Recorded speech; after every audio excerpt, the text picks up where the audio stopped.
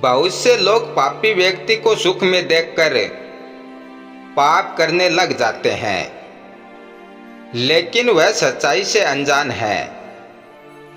लोग यही सब देखते हैं कि पापी लोग मजे में रहते हैं, इसलिए वो लोग भी उनको देखूं देखे पाप किए जाते हैं, पाप से परहेज नहीं करते हैं।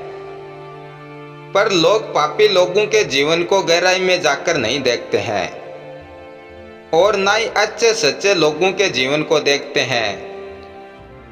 पापी मनुष्य सुखी रहते हैं, यह जल्दबाजी में ली गई नाकामी सीख है।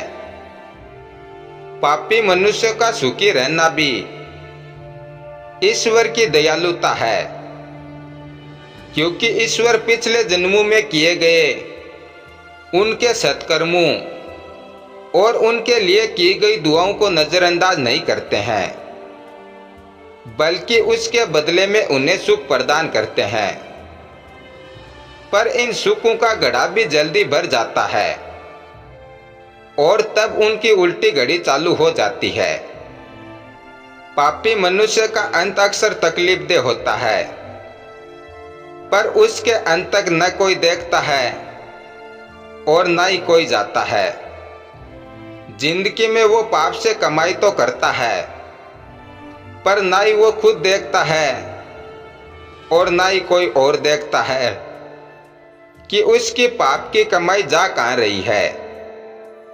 या तो उसका पैसा उसकी खुद की बीमारी में या फिर उसके किसी परिवार के सदस्य की कोई गंभीर बीमारी पर खर्च होता है, या उसका पैसा चोरी, जुआ, धोखाधड़ी, जुर्माने या खो जाने में जाया चला जाता है, या फिर उसकी संतान या पति पत्नी किसी गंभीर संकट में पड़ जाते हैं।